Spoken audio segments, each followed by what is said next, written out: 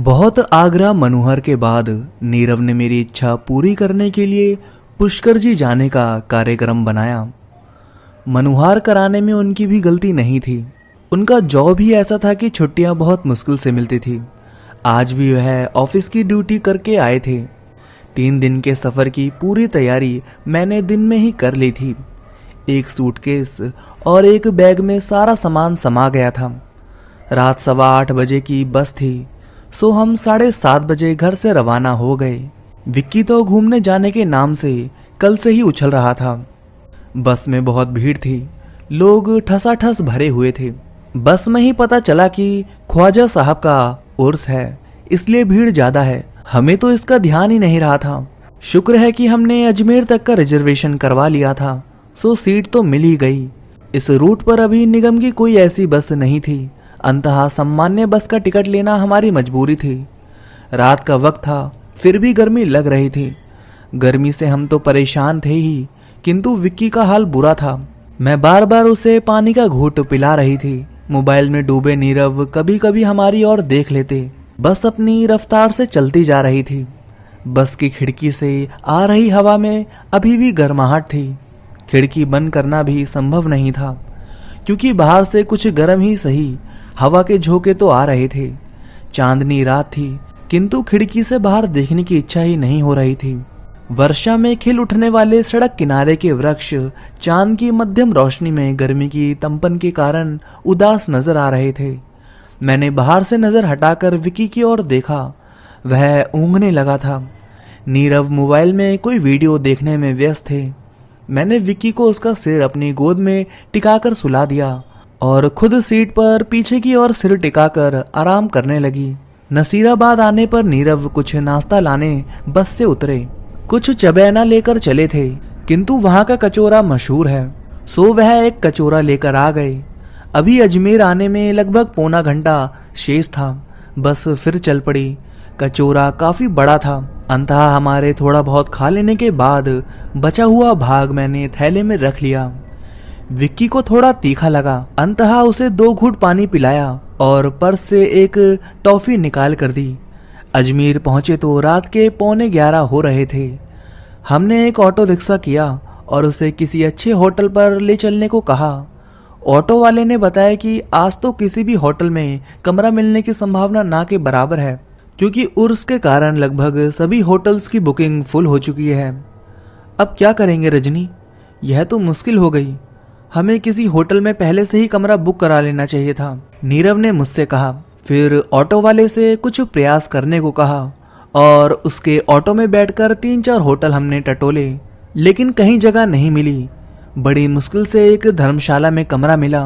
कोई और चारा नहीं होने से हम वहीं ठहरे। धर्मशाला के मैनेजर ने एक कर्मचारी, जिसकी शर्ट की जेब पर मदनलाल नाम अंकित था, को साथ भेजकर कमरा नंबर 7 खोलकर दिखवाया। कमरे में एक टेबल व 2 पलंग रखे हुए थे। कमरे की छत पर एक पुराना पंखा लगा हुआ था, जिसे उसने स्विच ऑन कर चला दिया। हमारी हाँ मिलने पर उसने पलंगों पर बिस्तर लगा दिए। नीरव ने सूटकेस दीवार के पास नीचे फर्श पर रखकर पानी की बोतल व बैग टेबल पर रख दिए। मैंने कमरे में सब तरफ नजर डाली। कमरे में पीछे की ओर एक और दरवाजा भी था, जो शायद दूसरे कमरे में खुलता होगा, लेकिन उस पर एक बड़ा ताला लगा हुआ था। नीरव उस कर्मचारी के साथ मैनेजर के ऑफिस में कमरे से संबंधित फॉर्मेलिटीज पूरी करने को कहकर चले गए। मैं और विक्की पलंग पर बैठ गए। अब मैं कुछ सुकून महसूस कर रही थी। विक्की ने पीने के लिए पानी मांगा तो उसे पानी पिलाकर थोड़ा पानी मैंने भी पिया और फिर हम दोनों बिस्तर पर लेट गए।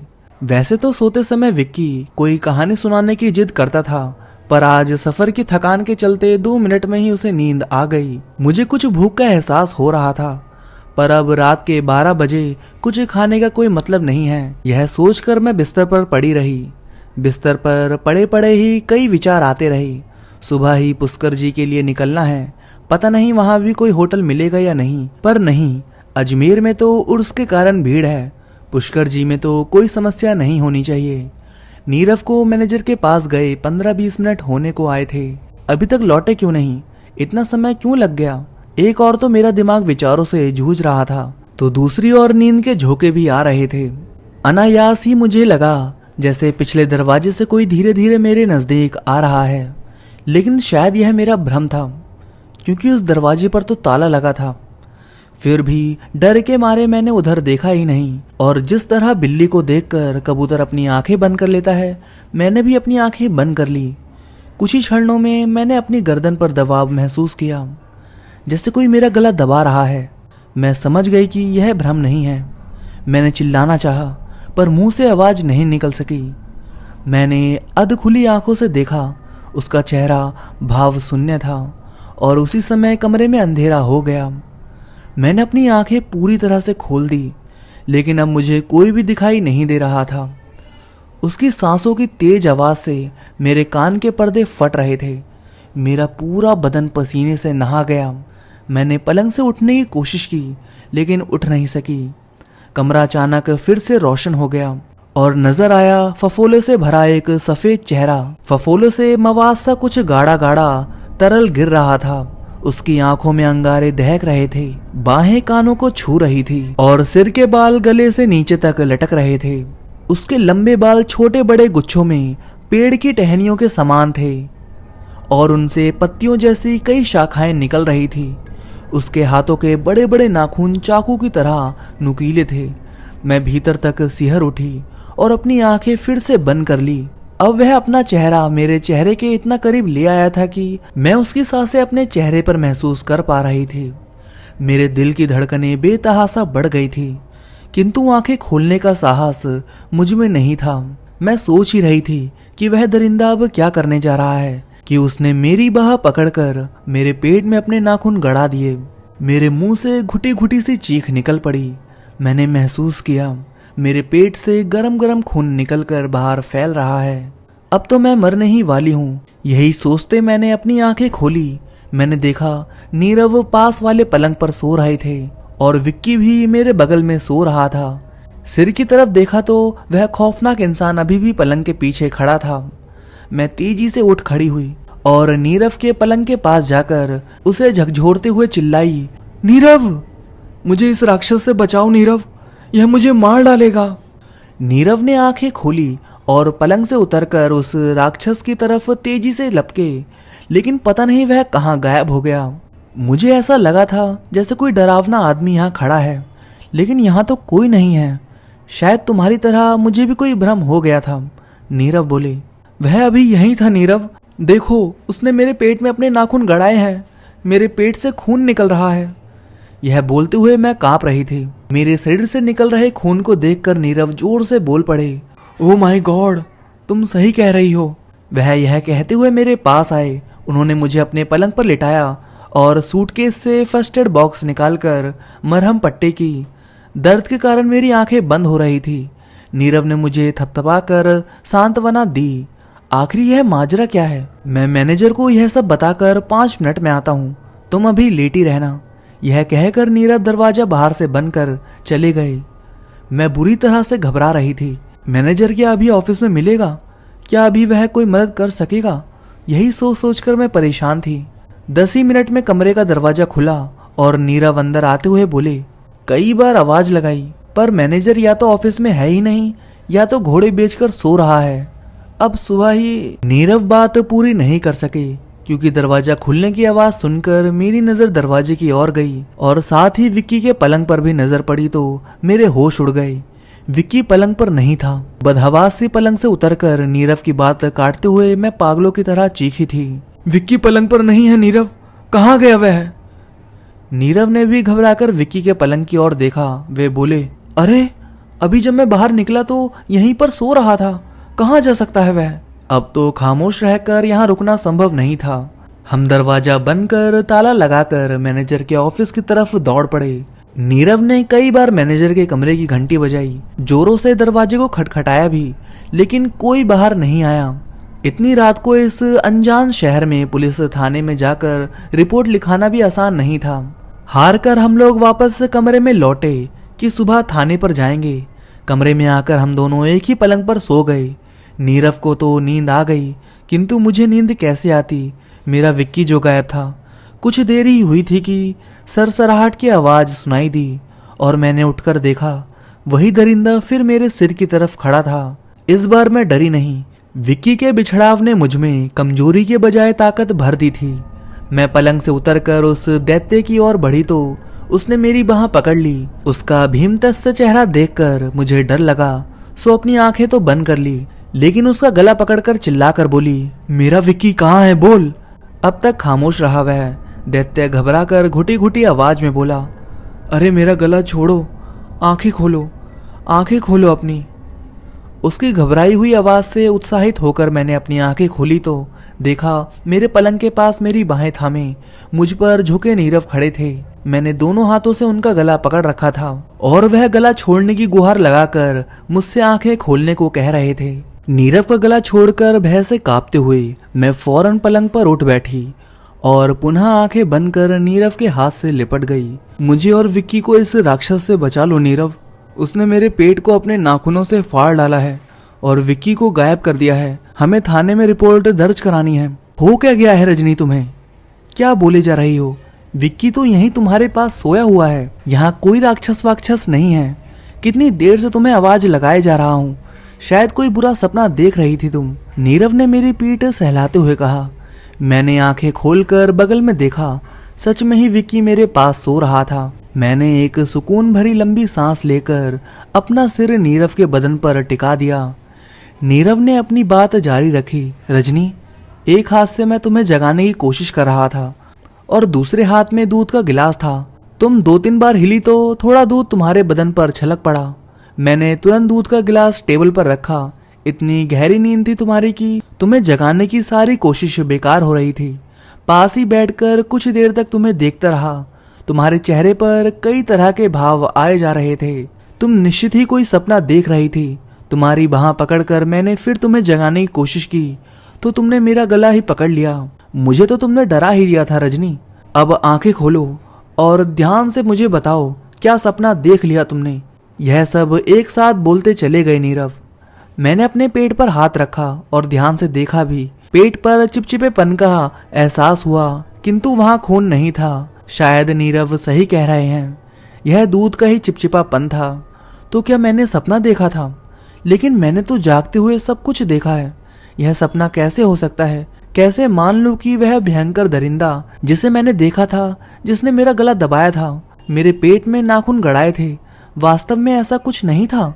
मैं डर के उसी एहसास से फिर सिहर उठी और पलंग से उतरकर नीरव से लिपट गई। नीरव ने मुझे कसकर अपनी बाहों में जकड़ लिया। मुझे अपनी बाहों में यूं ही थामे रहो नीरव। मुझे एक पल के लिए भी अपने से अलग मत करना। मैं सच कह रही हूँ, वह मुझे मार डालेगा। 2-3 मिनट तक नीरव यूं ही मुझे अपने आलिंगन में लिए खड़े रहे। फिर धीरे से मुझे अलग कर मेरी आंखों में देखकर कहा, रजनी, यहाँ कोई भी नहीं है। तुमने सच में ही कोई बुरा सपना देखा है। चलो थोड़ी देर लेट जाओ, फिर बात करते हैं। मैंने अब हिम्मत करके कमरे में चारों ओर देखा। अब मैं कुछ संतुष्ट हुई। कमरे में हम तीनों के अलावा और कोई नहीं था। विक्की गहरी नींद सो रहा था। नीरव ने मुझे पलंग पर बिठाया और एक हाथ का सहारा देकर लिटा दिया और खुद भी मेरे पास लेट गए। मैंने अपनी आंखें बंद कर ली। कुछ ही क्षणों में मैंने फिर अपने चेहरे पर गर्म सांस आती महसूस की। भयभीत होकर मैंने अपनी आंखें खोली, पर यह तो नीरव मुझ पर झुके हुए थे। मैंने आश्वस्त होकर आंखें पुनः बंद कर ली। नीरव ने मेरे बालों को सहलाते हुए मेरे होठों पर चूमा। पिछले आधे पौने घंटे के डरावने लम्हों को जीने के बाद नीरव का यह मादक स्पर्श मुझे सुकून भरी जन्नत में ले आया था। मैं करवट लेकर बेतहासा नीरव से लिपट गई। नीरव ने मुझ पर अपनी पकड़ और मजबूत कर ली। मदहोशी के इन स्वर्गिक पलों से मैं बाहर आना नहीं चाहती थी, लेकिन उसी समय विक्की ने कुछ बुदबुदा कर करवट बदली और हड़बड़ाकर मैंने स्वयं को नीरव की पकड़ से मुक्त कर लिया। नीरव कुछ असहज से हुए, पर फिर पलंग से नीचे उतरकर टेबल पर रखा दूध का गिलास लाकर मुझे दिया और बोले, विक्की तो सो रहा है, यह दूध अभी भी कुछ कुछ गर्म है, पी लो इसे। नहीं, मेरा मन नहीं कर रहा नीरव, तुम ही पी लो। मैंने अपनी अनिच्छा जाहिर की। पी लो रजनी, तुम बहुत थकी थकी लग रही हो, इसे पीने से कुछ ताजगी महसूस करोगी। मैंने बेमन से वह दूध जल्दी से गटक लिया। खाली गिलास मेरे हाथ से लेकर नीरव टेबल पर रखने लगे। तो अनायास ही गिलास टेढ़ा रखने से लुढ़कता हुआ जमीन पर आ गिरा और टूट गया। नीरव गिलास के टुकड़े फर्श से उठाने को झुके तो मैंने यह कहकर उन्हें रोक दिया कि सुबह किसी कर्मचारी को बुलाकर हटवा लेंगे। नीरव वापस पलंग पर मेरे पास आकर बैठ गए और मेरे सिर पर बालों में उंगलियां घुमाते हुए स्नेहसिक्त स्वर में बोले, हाँ रजनी, अब बताओ तुमने क्या सपना देखा?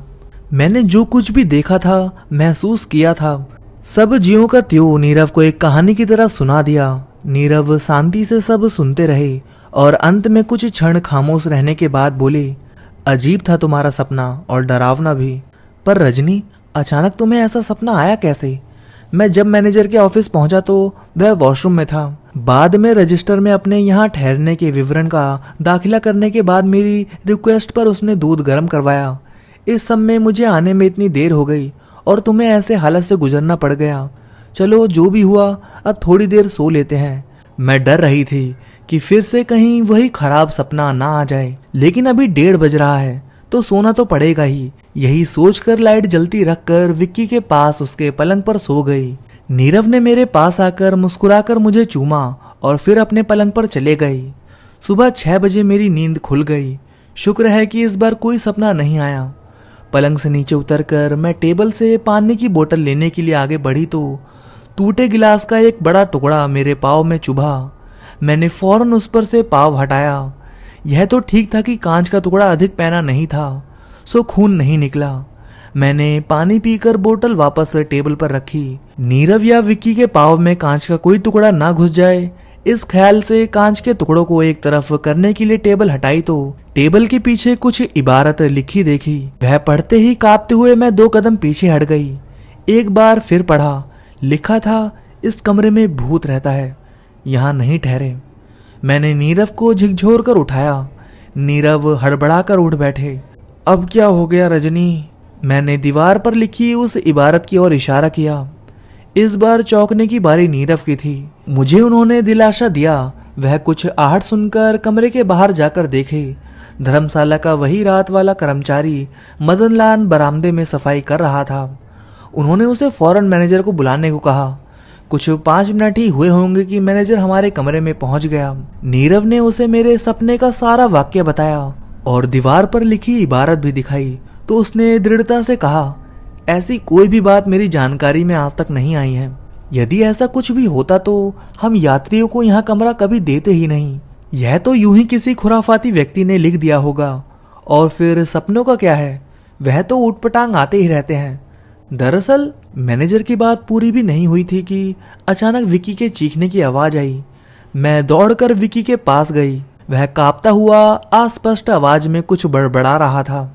मैंने सुनने समझने की कोशिश की पर कुछ भी समझ नहीं सकी। उसको पलंग से खींचकर मैंने अपनी गोद में ले लिया। नीरव और मैनेजर भी हतप्रभ से हमारी ओर देख रहे थे। मैं धीरे धीरे विक्की का सिर सहला रही थी। विक्की ने आंखें खोली और बुदबुदाता हुआ बोला, मम्मी, वो बहुत गंदा आदमी था, बड़े बड़े दांतों वाला। वो आपको ऊपर उठाकर फेंकने वाला था। यह कहकर विक्की फिर से मुझसे चिपक गया। मैंने नीरव की ओर देखा और नीरव ने अर्थपूर्ण दृष्टि से मैनेजर की ओर। मैनेजर समझ नहीं पा रहा था कि क्या प्रतिक्रिया व्यक्त करे। नीरव ने कहा, देख लिया मैनेजर साहब, आगे से किसी और को मत देना यह कमरा, और हम भी अब यहाँ नहीं रह सकते। मैनेजर कमरे से बाहर निकला किंतु तुरंत वापस आकर बोला, नीरव साहब, मैं यह सब कुछ पहली बार देख रहा हूँ, मुझे क्षमा करें, और कोई दूसरा कमरा खाली नहीं है, इसलिए आप लोग मेरे ऑफिस में आ जाइए। प्राप्त क्रम के बाद धर्मशाला छोड़ने तक आप लोग वहां रहिए। मैं आप लोगों के लिए चाय नाश्ते की व्यवस्था करवाता हूँ। मैनेजर के जाने के बाद जब हम लोग अपना सारा सामान लेकर उसके ऑफिस की ओर जाने के लिए कमरे से बाहर निकले ही थे कि धर्मशाला का एक अन्य कर्मचारी, जिसकी शर्ट पर चंद्रवीर नाम अंकित था, हमारी तरफ आया और निकट आकर नीरव से बोला, साहब, आप लोगों को कोई तकलीफ तो नहीं हुई ना? नींद तो अच्छे से आई ना? हाँ हाँ भाई, बहुत ही ज्यादा अच्छी नींद आई। नीरव ने कुछ तलखी भरी आवाज में कहा। आप किस्मत वाले लोग हो साहब। इतना कहने के बाद अपने स्वर को धीमा करते हुए उसने अपनी बात आगे बढ़ाई। एक राज की बात बताऊं आपको, लगभग 1 साल पहले की बात है। एक नया नया शादीशुदा जोड़ा इस कमरे में ठहरा था। पत्नी का किसी और के साथ चक्कर था और यह बात उसका पति भी जानता था, लेकिन वह गम खाकर बैठा था। पत्नी को यह जबरदस्ती की शादी रास नहीं आ रही थी। यहाँ आए उसी दिन रात को पत्नी ने अपने सोए हुए पति के गले में दुपट्टा डालकर उसकी हत्या कर दी। दूसरे दिन उसका प्रेमी उसके पास आया और दोनों कहीं चले गए। उस दिन के बाद, लेकिन तुम यह सब कुछ कैसे जानते हो? नीरव ने उसकी बात काट कर पूछा। उसने नीरव के प्रश्न को नजरअंदाज कर अपनी बात जारी रखी। उस दिन के बाद से उस आदमी की आत्मा दिन भर तो इधर उधर घूमती रहती है और रात को इस कमरे में आ जाती है। जो भी लोग इस कमरे में ठहरते हैं उनमें से औरत को वह आत्मा परेशान करती है, क्योंकि औरत जात से उसे नफरत है। पर यह बताओ भाई कि जब तुम्हें यह सारी बात मालूम है तो तुम्हारे मैनेजर को भी मालूम ही होगी ना, फिर उन्होंने हमें इस कमरे में क्यों ठहराया? नीरव ने उससे दोबारा पूछा। यह तो पता नहीं साहब, यह कहकर वह गैलरी के दूसरी ओर चला गया। हम लोग उसे जाता हुआ देखते रहे और फिर मैनेजर के ऑफिस की ओर चल दिए। ऑफिस पहुंचकर नीरव ने मैनेजर को सारी बात बताई तो उसने कहा, मैं यहाँ 2 माह से ही नौकरी कर रहा हूँ, मुझे यह सब नहीं मालूम। मैं जब से आया हूँ तब से तो ऐसी कोई घटना नहीं घटी यहाँ। कर्मचारी मदन लाल पास ही खड़ा यह सब बातें सुन रहा था। उसने नीरव से पूछा, जिस आदमी ने आपको यह बातें बताई उसका कुछ नाम बताया था भी आपने? क्या नाम बताया था उसने अपना? मैंने उसका नाम नहीं पूछा, पर उसकी शर्ट पर चंद्रवीर लिखा था, नीरव ने बताया। मदन लाल के चेहरे पर डर आश्चर्य उभर आया। ठंडी आवाज में वह बोला, ओह, इस नाम का कोई आदमी यहाँ काम नहीं करता। मैं यहाँ पिछले 5 वर्षों से हूँ। हाँ, पिछले साल जिस आदमी की हत्या उस कमरे में हुई थी उसका नाम चंद्रवीर जरूर था। उस घटना के बाद इस कमरे में कम ही लोग ठहरे हैं और जो भी ठहरे 1 दिन से ज्यादा कोई भी उसमें नहीं रुका। पता नहीं क्यों किसी ने कभी कोई शिकायत भी नहीं की। हे ईश्वर, यह क्या हो रहा है इस धर्मशाला में? सिर थाम कर वह नीचे फर्श पर बैठ गया। रात को जो कुछ मेरे साथ हुआ था अब हमारी समझ में आ गया था। हमने चंद्रवीर की आत्मा की शांति के लिए ईश्वर से प्रार्थना की। लगभग 1 घंटे में तैयार होकर हम बीती रात की कड़वी यादों को भुलाने की नाकाम कोशिश करते हुए धर्मशाला से निकल गए अपने गंतव्य पुष्कर जी के लिए। तो दोस्तों, कहानी यहाँ खत्म होती है। अगर आपको कहानी अच्छी लगी हो तो इस वीडियो को लाइक करिए और कमेंट करके बताइए आपको आज की कहानी कैसी लगी।